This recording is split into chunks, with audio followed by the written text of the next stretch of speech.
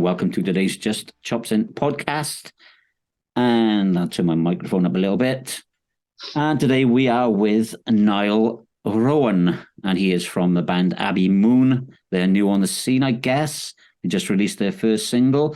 And I need to tell you, I can't play it on Spotify. All right. I've been clicking on it. I've got it on my computer because your PR sent it to me anyway, and I played it on the radio this week. But I've been clicking on the Spotify play link, and it won't play. Oh, really? I'll have to have a look at that. It's been all right on my phone, but I'll have to see if anyone else has had that issue. Yeah, this is on my computer, so... Right, okay. I definitely... I was like, weird. I went to a different track for a different band, and it played okay. And I went out, I turned Spotify off, went back into it. And it just, every time I click play, it won't play. Jeez, that's not good, is it? I'll definitely have to get onto Distro. You need to check that out. I thought, is it embargoed or is it like not? No, definitely not. No, that's the first I've heard of it. But obviously, maybe there's an issue of some sort of configuration on a laptop or something. I don't know. I don't know. I'll try it on my phone later and see if it plays on my phone. Yeah, see if it works on that. But it's still worth me mentioning to find out if there is any issues with it. Yeah. I don't know if it could be geo-blocked or. Hopefully not. I wouldn't think so. Usually these things are pretty worldwide, aren't they? Yeah. Yeah, there's no reason why it wouldn't be. Yeah. Well, I'll have to look that up. Where are you from, mate? Well, I'm from London, really. Born in Hammersmith, London, so West London, really. Yeah. But the rest of the band are all Essex. So you've got Jack, who's the guitarist, lead guitarist, then you've got Mike, who's the bassist, and Marco, the drummer. They all live in Essex and are from Essex, apart from Marco, who he's Italian. So I was going to say he sounds Italian straight away. Yeah. So he's lived in Essex basically since he came here. So okay. Yeah. There's another band with that sort of thing going on there called. Let me think. Mm-hmm. Them Bloody Kids. Them Bloody Kids. No, I've not heard of them. When you say what similar kind of sound to No, they're really heavy. But okay. I think they've also got an Italian guy in the band. Oh, right. He might know them, Marco, if I ask him. Yeah. I don't. Yeah, I'll have to mention it to him. So you've got a new single out called "Friends of Mine." Yeah. And how did that come about? So I just wanted to basically, after like lockdown and stuff, I was writing kind of on an acoustic guitar, which I hadn't done for ages, and Friends of Mine was like a chorus that I'd had for ages, but then like the intro chords were part of another song before, so we kind of like took those intro chords, which we liked. I played it acoustically to Jack and Mike and Marco. Obviously this is before you could get back into rooms to actually rehearse and stuff.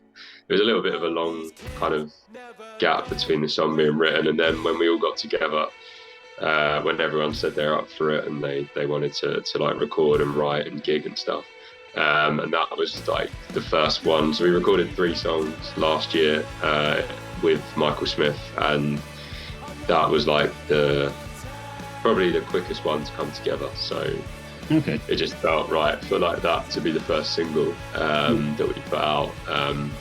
But yeah, I mean, it was mainly an acoustic song, which I quite liked because I hadn't done that for a while. Like, there was no drum loops on it, or it just worked acoustically. And then everyone else like put their, bass part, and Jack put his lead line on it, and obviously Marco with the drums. Yeah. Because it's not really an acoustic sounding song, is it? No, not at all. Now, no. When I was writing, it was like same kind of pace, but obviously it was just like me and a guitar, and guys, just so they had an idea of it. Yeah. But yeah, no, definitely not now. It's just quite a lot of chorus on it, and it's quite fast as well, I guess, fairly apart from the intro and middle bit. Yeah, it's quite catchy actually. I listened to it. I liked it. I mean, I like some indie stuff, Yeah. As soon as I got it sent, I was like, oh, this is all right. I'll whack it on the radio. I think I opened the show with it last week. Yeah. Beck sent it through from Moon Man Music. So yeah, no, thanks for that and for giving it a listen and stuff. Yeah, it's cool. So how long are you going to do this run for before you release anything else? Well, I think we're going to try and be as what's the word, consecutive releases as often as we can, really. I mean, I feel like the current way people listen to music and stuff means that you need to have like constant Yeah. songs, at least to establish yourself. So, I mean, we're back in the studio this weekend actually to record a new track. Obviously, that wouldn't be anything we'd release soon, but we're just trying to keep on writing, keep on releasing. So we'll probably release in probably say at least April, towards the end of April, and then possibly in May or June. We'd like to build up to a EP at some point as well, Yeah. to have a larger body of work. But yeah, at the moment, I think we'll do singles for the time being, and then just keep on recording and keep on writing. I think at the moment with, like I was going to say, the kids and the kids' attention span. Yeah. I think it's a good idea to try and release something every 6 weeks, really. And I don't think you should concentrate on an album until you've got like maybe a year down the road and you've got 12 songs on Spotify. Yeah, I completely agree. Yeah. And then you can put them all together. You can put some bonus stuff on there that hasn't been released yet, and then you've got an album. No, definitely. Yeah. I mean, at the moment, I'd say we're a long way away from even having enough songs to have an album. Not that there's not ideas, but I think we're getting closer to what our sound is as well as a group, which, if we were still figuring that out on the first recording. It's not that they do sound similar, there is a sound there, but I think there's a song that we just did recently in a rehearsal room, and it felt like a bit of a light bulb moment, like probably the best track that we've done. So yeah, we'll see. Hopefully, we'll build momentum, and then definitely look to get something more substantial out, when the time comes. But I agree with you. If you did it now, you'd just get lost. It's so difficult. Sure. It's like TikTok, if you like. Everything's got to be 15 seconds. TikTok's mental because you see songs that are like from the 80s, and I think the Kooks had a viral, Naive, their single from, I don't know when that was, 2006 or 7, I don't know. But that's like just because some guy played it acoustically outside his window in Edinburgh, and it's just kind of blown up on TikTok. It's just meant to mad. Arctic Monkeys as well, 505, that became like a TikTok trend or whatever you want to call it. So, I mean, we're on it as well. We're on TikTok, and it's a good platform to be on.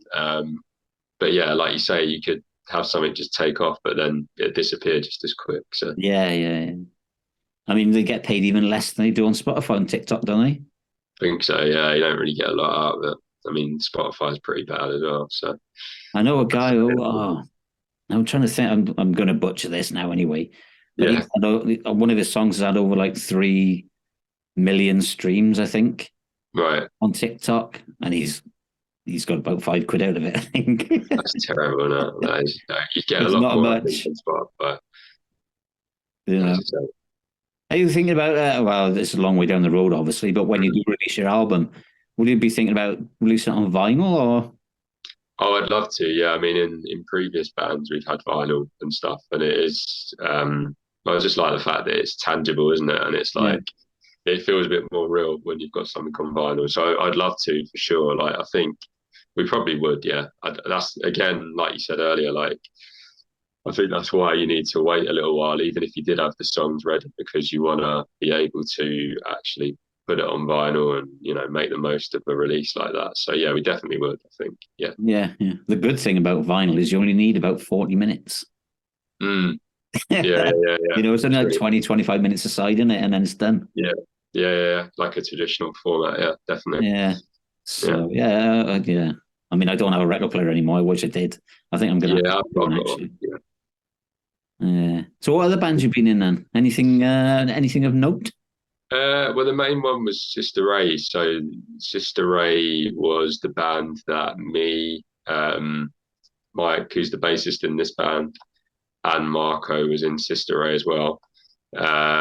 We did like a lot of shows together. We did like Isle of Wight Festival, Reading. We did little tour around like France and the UK as well, obviously. And we played like the 100 Club, sold that out. Okay. So we did a fair bit in that band. I just feel like when we started it, and then obviously your sound changes, we were quite political, kind of punk, really, towards the end.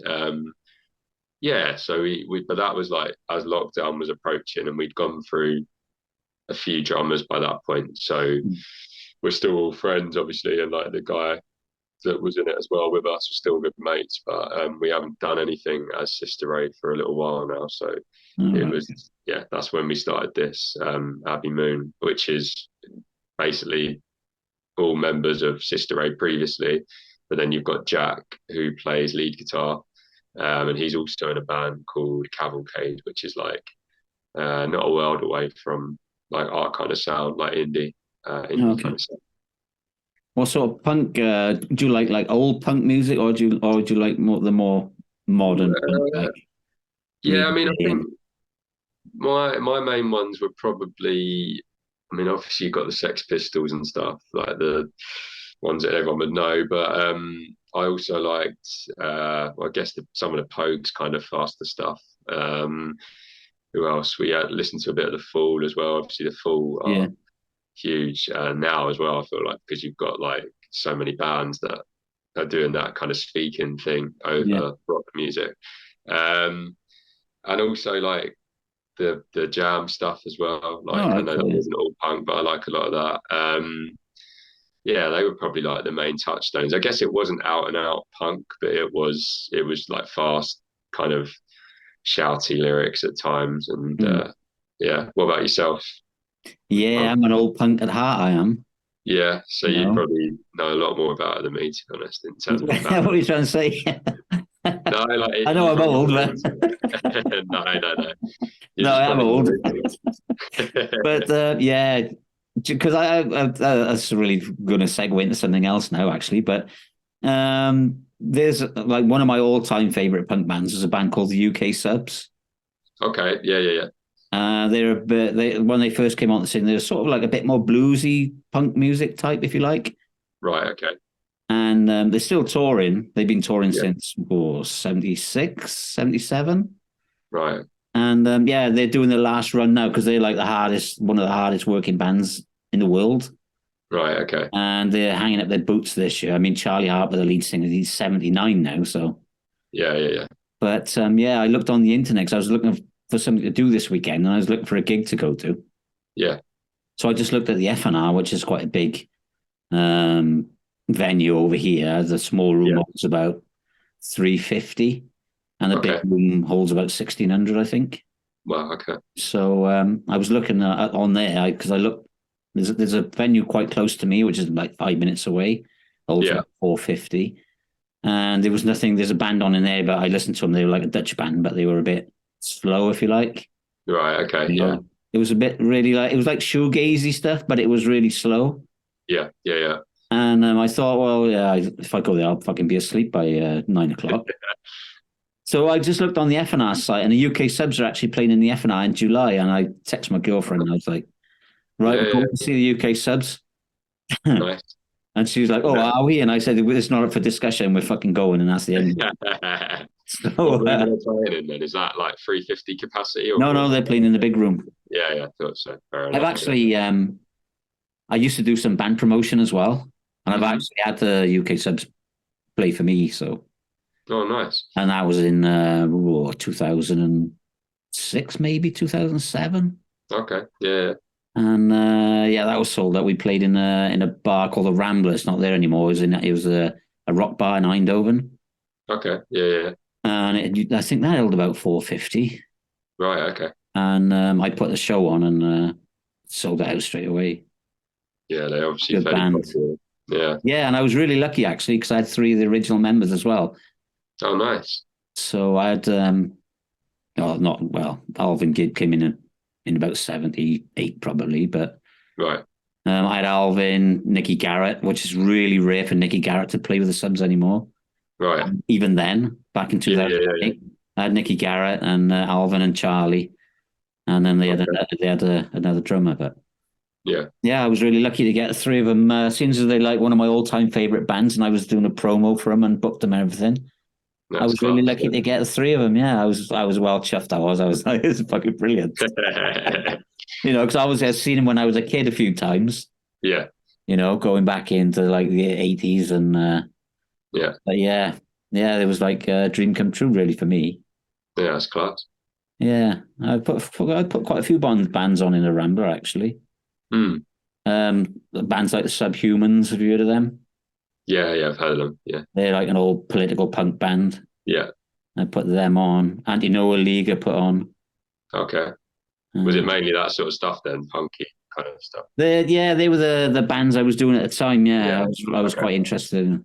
I had a couple of mates that were like, the one was like an old hippie, and they both like moved around. They were from Manchester.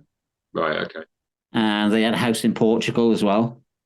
Mm-hmm. So and they were proper blaggers, man. They could blag their way into anything. Yeah.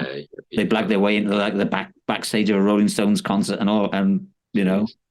So we just started, because I owned a pub at the time, and I was like, oh, let's just start something, Yeah. It's like, oh yeah, all right, we'll start a promotion agency or something like that. And like I was telling you earlier on, I'm like, I'm in or I'm not in, and I'm like, we had the UK Subs, we had the Anti-Noah League, we had the Sex Pistols Experience. They were like at the time, they were the biggest Sex Pistols tribute band in the world. I went to see them in the 100 Club as well. Actually, that was in 2007, maybe. They invited me over there. Who else did I have? The Subhumans, the Meteors. Yeah. As well. Yeah, I had all these like old punk bands, and yeah, it was just, that's decent. Yeah. Everything just goes like, right. If you're gonna do it, you might as well try and do it your best, Yeah. But everything goes a bit mad sometimes, I guess. I don't know if what sort of experiences you've had in the music industry. Yeah, we used to run a club night in Camden called well, it was just our club night for the band Sister Ray, and it was at the Black Heart in Camden. So that was our experience of like promoting nights, and we like did DJ sets on, like for the afters. But yeah, it was good. It was just like we had some good people come through, and I think like Carl Barrett was there one time from the Libertines. Yeah. So yeah, it was really good fun. We put it on for like a best part of probably maybe 2 years, not always regular, but like we book it when we had a good lineup. And that was good though, because it was part of our branding as a band, but also we met a lot of bands through it, and then bands that we ended up playing with, like in different festivals or like different gigs, we'd go and see them. So it was a little bit of a scene for a while. Yeah. That was my experience of promotion anyway. Yeah, it's nice, isn't it? If you can make something of it, like if you can make something different to what you're normally used to, you know what I mean? Yeah, definitely. And it's amazing the amount of people you can meet.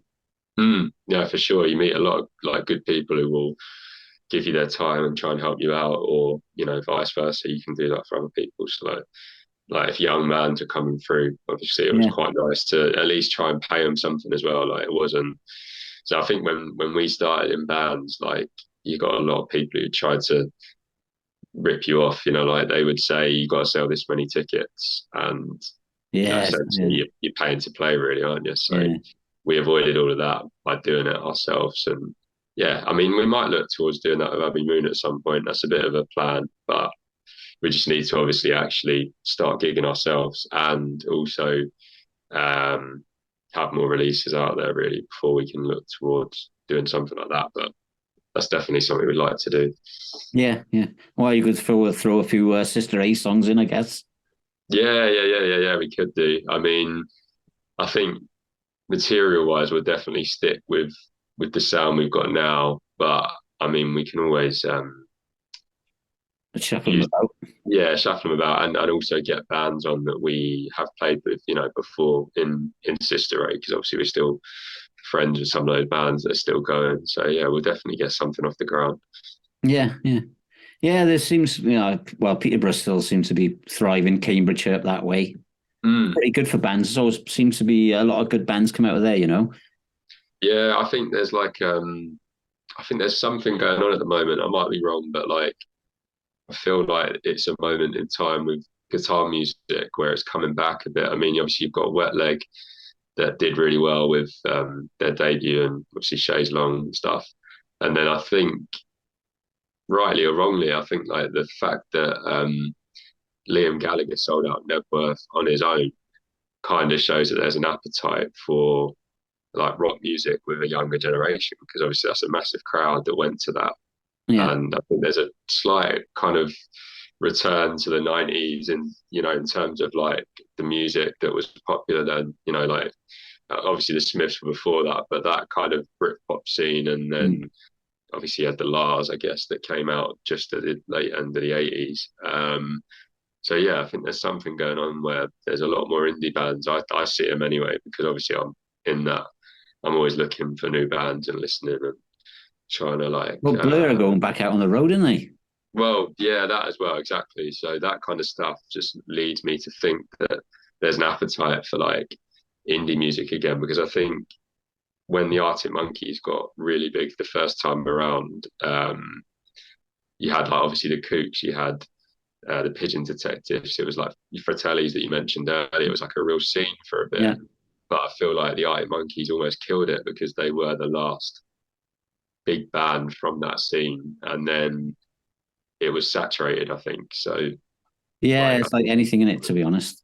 I yeah, mean, yeah, we go through phases. generations of music, if you like. I mean, Yeah, if it comes through the 50s, when rock and roll, the sound of rock and roll, if you like, was born, yeah, with Chuck Berry and Elvis Presley and stuff. and stuff. Yeah, And then you get everybody copies it and then mm. saturated. Yeah, yeah, and it's dead. Then we Yeah, had the 70s, really. I mean, that probably carried through to the late 60s. hmm And you had the Beatles, the Stones, hmm the Who came through, yeah, yeah, And then from that spawned a million bands, if you like. yeah, And then punk was born in the late 70s to yeah, kick disco out the way, because disco was coming through, And then a hmm million bands copied bands like the Damned and the Sex yeah, Pistols. definitely. Yeah, And then everything just gets so overloaded with stuff.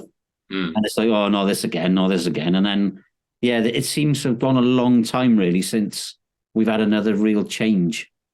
Yeah, yeah. We had like the indie stuff come through in the 90s, if you like. Yeah. But then since then, it's sort of like fell flat, didn't it? It has, yeah. I mean, I don't know if that's something to do with like, well, in terms of bands anyway. Like again, like you were saying earlier with promotion and stuff, it's like it's very hard to make a band a viable option, because obviously you've got 4 people or 5 people, however big the band is, to get them all rehearsing Yeah. and traveling to gigs and stuff. Or I think obviously Spotify, you've had kids making records in their bedroom, which tend to be maybe more leaning towards like, I don't know, whether it's like a drum machine or like like a rap record or a disco record or a garage record, whatever it might be. I think there's more. It's easier to do that stuff on your own, at least, so you can Yeah. get it out there. So I think there's, I guess, the way people consume music as well means that it's not as easy for that one thing to like become massive, like the Arctic Monkeys were, or like the Beatles were at the Yeah. time. Yeah. Well, the good Yeah. thing about it really is like vinyl is coming back. Yeah, definitely. There's a lot of I think that they're selling more than they used to, obviously in the 2000s for sure. But also, I think CDs have seen a bit of an upsurge as well. Oh, I know vinyl's like up about for the last, I wrote an article about it today, actually. For the, Mm. for the last 3 to 6 years, maybe, it's Yeah, up like 70% in sales, vinyl. yeah, yeah, which is great. So it's definitely making a comeback. Yeah, yeah, yeah, Everything for goes in a sure. circle, I guess. Mm. You know. Yeah, yeah, yeah. I mean, I think it was the Sleaf of Mud this week had like a top 3 album, which is like, you consider them to be fairly niche for like the main charts, but Yeah. obviously they've got their own fans that are buying vinyls probably, and put them in those positions. So it's a good sign really that people are buying records and supporting bands. Yeah, yeah. I mean, those Damn Crows just had a top 10 album as well.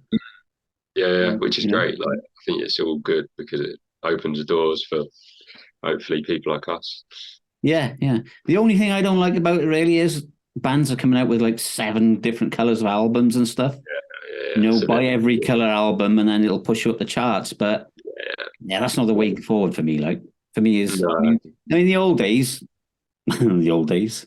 yeah, When punk first came around, I suppose in 77, 78, yeah, then they started bringing out all these different color vinyls, yeah. but they were like limited editions, and you would only have like a certain amount of a certain run Yeah. of, like, say, for example, Warhead by the UK Subs came out, and it came out on brown vinyl. But those things are really hard to get hold of, you know what I mean? Yeah, they're like And the rare. normal one came out on black vinyl, but it wasn't like 5 or 6 different colors of one song. No, yeah. Like you say, there's nothing collectible then, is there? It's just, No. it's like, and no one's got the money really to buy, even if you wanted to collect them all, like it's going to cost you. And I think that is obviously the game plan, isn't it? That these bands put out 8 different versions in the hope that people who've got enough money will buy all 8 to collect it. Yeah. Well, not only that, it's, the plan is to get them into the charts, and then to get more eyes on them, I guess. Yeah. But who looks at the charts anymore? I mean, I don't. The only time I do is when there's like a band that's like done, like the band The Ratons, they had a #1 album. And they I think they released it themselves, which they did, pretty mad. Like, so something like that, I'll then look towards the charts. And as I say, I think that's great because it gives like bands a way in, or like an idea that it can happen if you stick to it. Like without the backing of labels, you can build that community. But they did really well, the Ratings, didn't they? Yeah, brilliantly. Yeah, I mean, I heard of them and I listened to some of their stuff, but I didn't know that they were like able to command that kind of audience. Like, it's impressive. Yeah. I haven't really listened to them, to be honest. I saw it all over Instagram, and it was everywhere. I saw one of the pluggers saying, "Oh, well done to the Ratings" and all this. So I haven't, to be honest, I haven't really checked them out. So, but I know they've done well, Yeah, it's a good listen. The album, I haven't listened to all of their stuff, but I have listened to that album. It's pretty good. Oh, right, okay. I'll have to check them out. Yeah. Is it like indie stuff, or?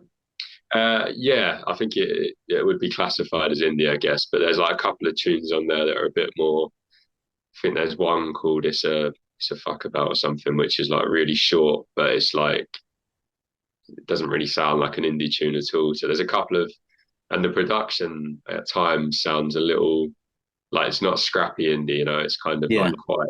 It's almost like hip hop in some of the beats and stuff. So it's not just pure indie, which maybe is why it's probably done quite well. But worth a listen, I think. Yeah, I'll check them out. Yeah, like and like you said, that's another thing about, like, you mentioned Wet Leg earlier on. That seems to have like come out on its own sort of style. I mean, it reminded me a little bit of some Billie Eilish stuff. Yeah. Came out, and I thought, well, but now that seems to be spawning another load of copycats. Yeah. Yeah, definitely. I think they obviously did great, with that single, wasn't it? Chaise Longue, until I actually saw them. Bit of a weird gig. They were playing in London, and it was just as they'd released that song. And that song was just being played on, BBC Six, XFM all the time. And they were supporting a band at this pub in London. So they were like second on, and there was a band before them and a band after. And it was a little bit like, by the time that show came around, the tickets were quite like hard to get. There weren't many people selling second-hand ones.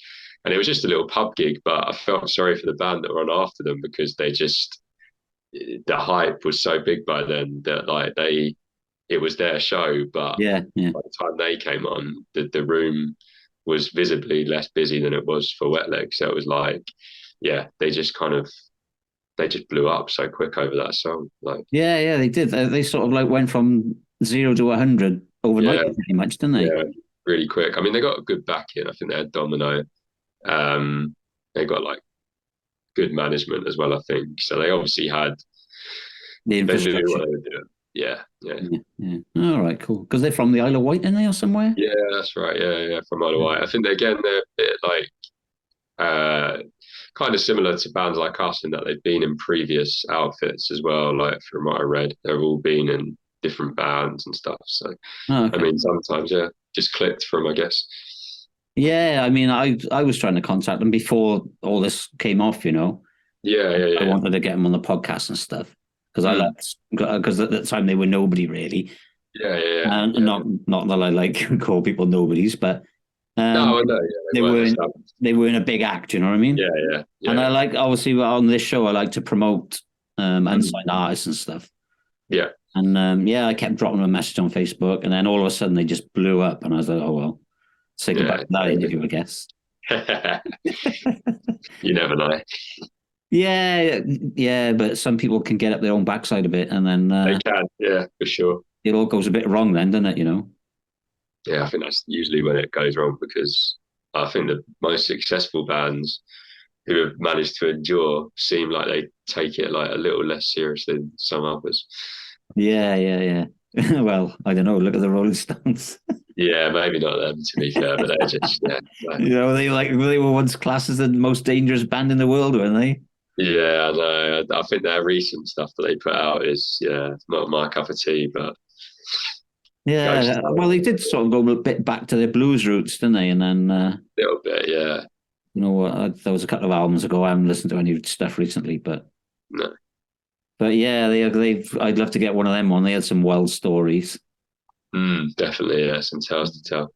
But what happens on the road stays on the road, I guess. Yeah, I think some of it's come out in books and stuff, but you never know what to believe, yeah. So Yeah, yeah. I heard something earlier on, a couple of mm, days ago about what's that? Trudeau. Trudeau. He's the Prime Minister of Canada.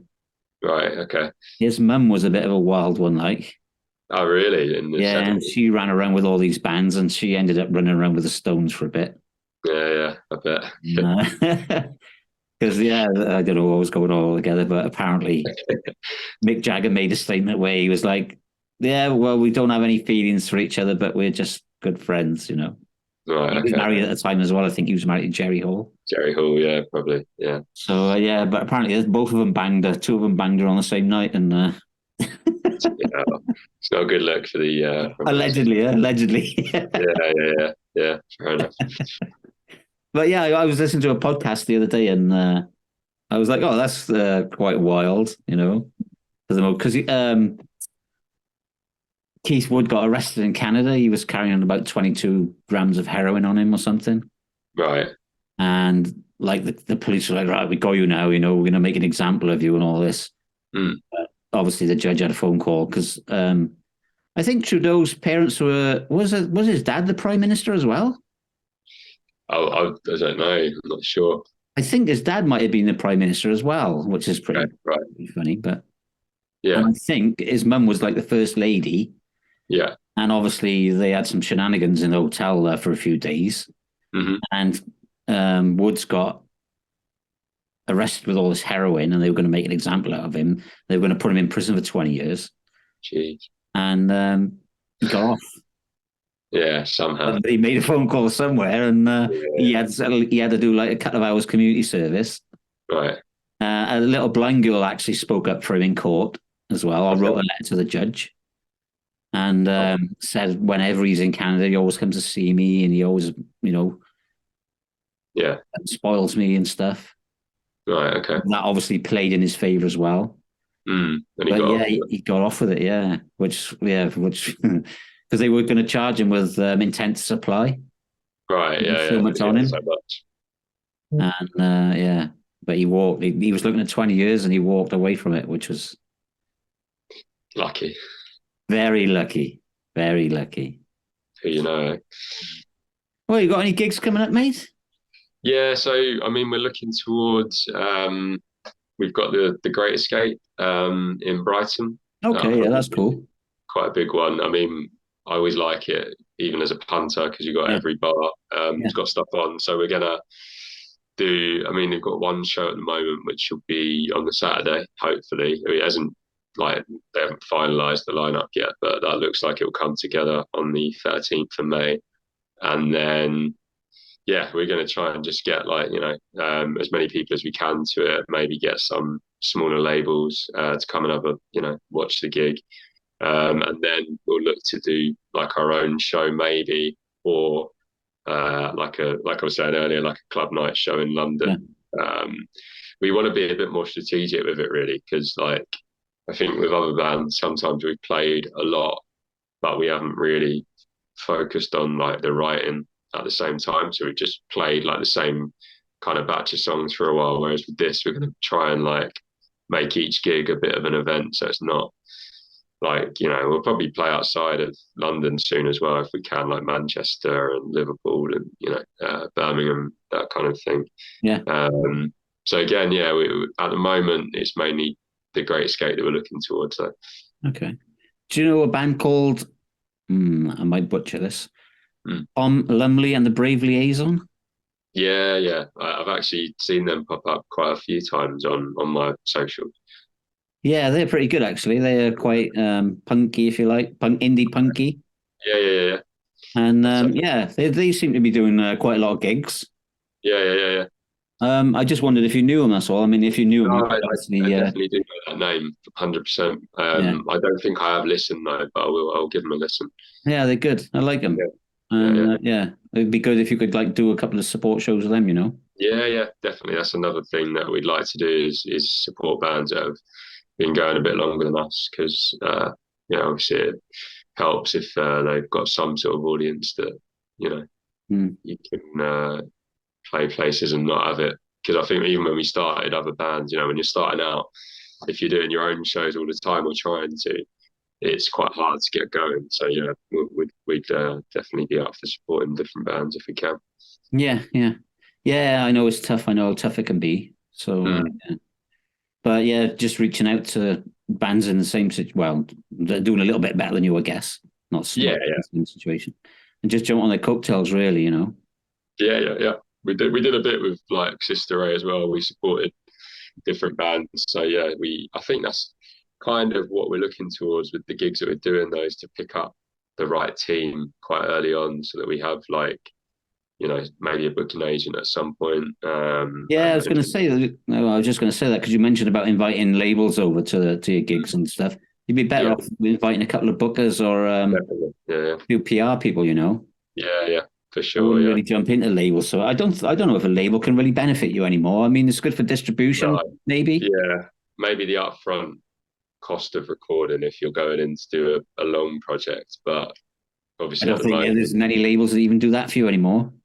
Maybe not, yeah. Unless you're really well established. Yeah, possibly not. I know. Have you heard of Earache? Yeah, Earache Records. Yeah. I think bands are pretty much fronting their own recordings, and then Earache are doing the distribution for most of them. So. Okay. Right. Yeah. I mean, that makes sense because Michael, who plays bass in Abbey Moon, he works for a company that does distribution as well for for labels like Earache. So maybe that's the thing now, that they just pay for I guess they'd pay for the vinyls. Maybe, I don't know. Yeah, maybe. Like the actual manufacture of them. Yeah. But I think the days of, as you say, them paying loads of money to bands to record the album like 3 times or whatever used to happen, like that's probably not an option these days at all. Yeah, big money's gone, man. Yeah. You never know with the reintroduction, if you like, of vinyl coming back, and because now people have actually got a physical copy again. Maybe the money will start coming back. Yeah, I mean, if you're a label and you're looking at bands like Wet Leg who are doing well, and like bands like the Ratings who we mentioned earlier, I think if they know there's an audience there and they believe the songs, I think probably less likely than it used to be, but I think there's some labels that would put a punt, on a band and actually give them some sort of support. But yeah, we'll see. Yeah, most bands are doing it via crowdfunding, and vinyls and stuff. I mean, even the Damned on their last album, had to do it through crowdfunding. So yeah, like that's a massive band. Well, you would think so, wouldn't you? You would think, oh yeah, that's the Damned. They've been going for like donkey's years and blah blah Yeah. blah. But yeah, Okay. I think it's just too niche, to be honest. Yeah, I guess maybe like if it's not rubber stamp money for a label, they don't want to know. Maybe Yeah, if they think there's an opportunity, it's not going to sell the units they want to do. yeah. I mean, Business. you have to be Ed Sheeran, I guess. Yeah. Lucky David's not you. He hates Ed Sheeran. Oh, yeah, he's not my cup of tea. But like, I respect what he's done. Like in terms of, I don't know if you're to believe what he says that he's like paid his dues on the gig circuit and stuff Yeah, when he was younger. But yeah, as music, I don't even know if he cares anymore. Like he releases the most pop kind of Route One, yeah, written by committee songs. Whereas I feel like even if I didn't like his earlier stuff, at least it sounded like it was like his own thing. Whereas yeah, now I yeah. just feel like Well, it he is written doesn't by a care. committee, isn't it? Yeah, yeah. You've got that guy Yeah. from Snow Patrol, and Mm, he's one of his songwriting partners. And who's the other yeah, guy? He's got another guy as well. So there's three of them that are right. writing his songs. It's not right. Yeah, yeah. It's not for me, but yeah, exactly. He sells records, doesn't Yeah, he's massive, isn't he? Fair play. he? Mm. Yes. So, all right then, mate. Well, it was great to talk to you. Yeah, you too, Terry. Thanks for having me on. That's cool. I hope we'll get you back on when you got something more to tell us. Yeah, we'll get the other lads on as well next time for sure. Oh I yeah, I think was going to tell you where David was, wasn't I? what's that, sorry? David, because David hasn't turned up, and he sent me a message. He said, "Oh, I'm going to be late," and I was like, "Oh well, whatever." I said, "I've sent you the link anyway." Yeah, yeah, But yeah. yeah, he's going through a bit of a rough time at the moment with everything breaking down on him. So he's Okay, got a camper van. He had to take it for MOT, okay, yeah, yeah. and the batteries because it's got a double battery on it, and the Mm. batteries were knackered. So he had to change the batteries. It was pissing down with rain. He said. So he changed the batteries on the camper van before he could take it for MOT. The roof of his house started leaking, so he's got a guy coming to look at that tomorrow. His boiler packed in, so he had It's to have a just, new boiler fitted. just what you need, a big, It's like, oh, I'm going at the same time for him. He's like, oh god, a lot of money to pay out as well. yeah, it is, yeah. And his wife has just packed the job in as well, and it's like, oh man, Couldn't come at a worse time than. Well, hopefully he gets it back on everything back up and running. yeah. Well, it's only him working now, so Yeah, but he's got yeah, he's got a good job, so he can afford it. fair enough, fair enough. Oh, he bought his wife a new car the other day, so he can definitely afford it. Yeah, yeah, yeah, yeah. So he has to just get the boiler sorted and his one Oh, he's got sorted. the boiler fixed. He had that done. Oh, That's just okay. been done. Now the roof is leaking in his extension. So he's got to Is get he that based done. He's got a guy coming around tomorrow for that, actually. right? Is he based in UK or is he? Yeah, he's in South Wales. Yeah, he's in Cwmbran. Yeah, nice. So he's my cousin, he is. So All right, okay. What part of Holland are you actually in? I'm just outside Eindhoven. Okay, right, right. Do you watch football? Yeah, yeah, yeah, Who yeah. do you support? Arsenal. Oh, you're a top boy. They're You're doing all definitely right. coming Yeah. back on. Yeah, because I Who was do you going to support? say, Who do you support then? Arsenal. Oh, as well. Yeah, yeah, nice. Yeah, Yeah, I haven't followed Arsenal for years, but now they're winning the championship again. I'm back into them. yeah, yeah, yeah. We I'm were a there fair the other weather week. fan. I am. Me and Mike were watching the Champions League game against Lisbon the other week, which weren't the best result, but as long as you're in the league, I think.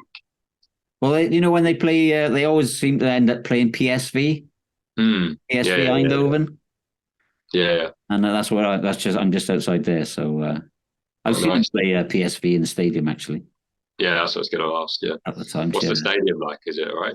It's all right. Yeah, it's not bad. Yeah. It's nice. Yeah, it's really modern. So I mean, everything in Holland is modern. Yeah, I've only been to Amsterdam actually, and see that I liked it though. It's just relaxed, isn't it? I don't know if it's the Yeah. same all over, but Yes, all countries like it. It's yeah, actually really hot at the moment because we've got all these asylum seekers coming in. yeah, yeah, yeah, yeah. Oh, it's a fucking nightmare, man. Really. They're Yeah, all over Holland. Yeah.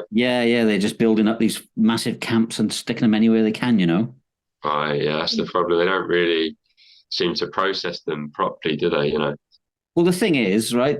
The schools can't take it because they got all these kids coming over, and the schools now are like overrun, and they're just like, we can't cope. Mm.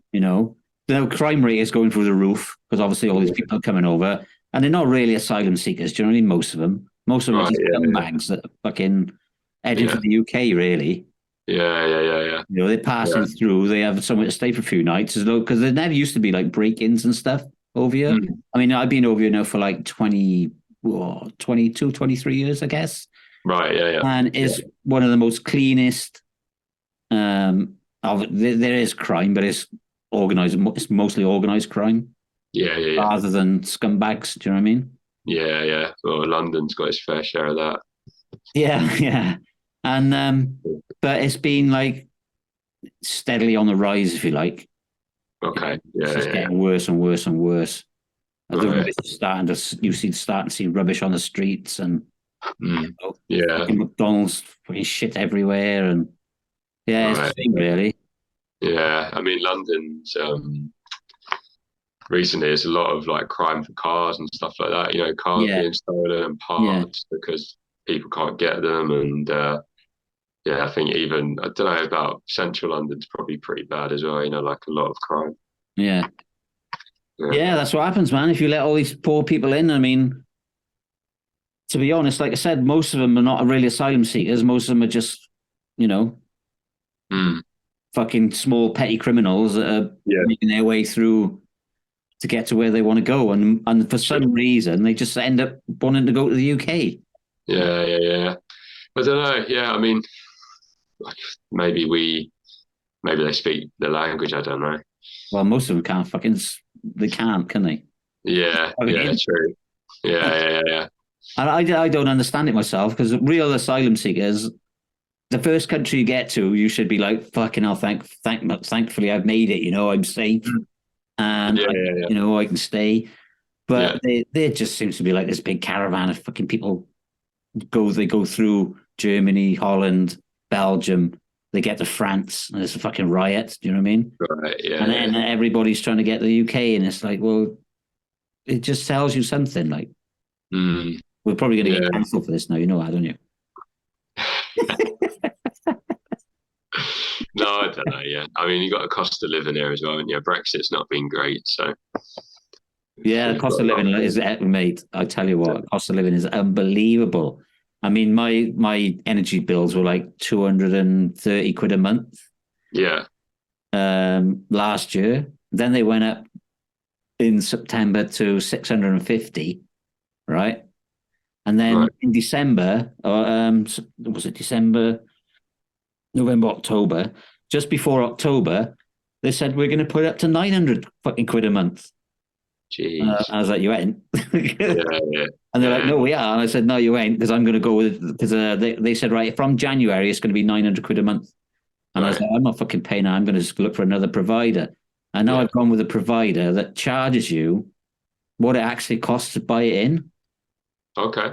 So every hour is a different rate, if you like. Yeah. My energy bill has come down to like 100 and this month it's going to be 175 quid. Nice. Because they charge you the real, they call it the burst over here. I don't know what they would call it over there.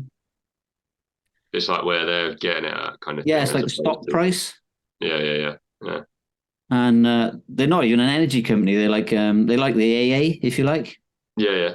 But they've started doing energy for their customers, and they don't make any money on it. They don't make profit on it, on the actual energy. They charge you a certain amount, obviously, for it being piped into your house through the system. They've got to pay, obviously, the main people that own the main line.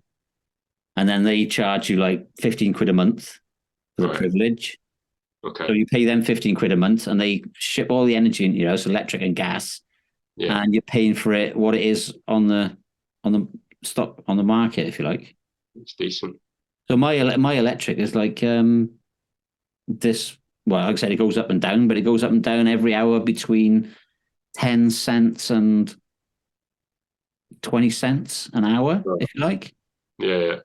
And sometimes, like in January, it was in the min. It was in the minus. Yeah. You know? So just shows you So it shows you how shady these energy companies are as well. Joke. Yeah, they're taking so much profit. Like, yeah. You know, but like the government now, the government over here turned around and they said, "Oh, because you make so much money, we're going to tax you more on your profit." And it's like, well, is that really the way forward? Because if you're just going to tax the energy company even more, they're just going to put the prices up even more. You know, Yeah, that's a vicious circle. yeah. It's like, and do they even pay it? I don't even know if they pay those kind of tax. I'm sure they've got so many loopholes. I don't know. It's fucking madness. Anyway. Anyway, I digress. All right. All right. Well, I can't say I would call you Niall, but I'd probably fuck it up. So sounds like an Irish name. Is that an Irish name? Yeah. So my family, my mum and dad are born here, but all my granddads and all my family from Ireland originally, I guess. Oh, so okay. yeah. Also, same with Mike. You got Michael Hanrahan. We're both Irish descent. But yeah, and then Jack's. I don't think Jack's obviously got any Irish that I know of, and then you've got Marco's obviously Italian. Yeah. So a little bit of a mix. Very good. All right, I'm gonna let you go now. All right, no, cheers, though, Terry. Thanks for your time. All right, thanks, mate. And like I said, just keep checking in with us when you got something new, and we'll get you back on. Yeah, of course we'll do. We'll get the lads on for another one. All right, thanks, mate. All right, don't cheers. Forget to check out on your Spotify. Yeah, we'll do. Thanks for letting us know. All right. Ciao, mate. See you, mate. Thanks. You too. Take care.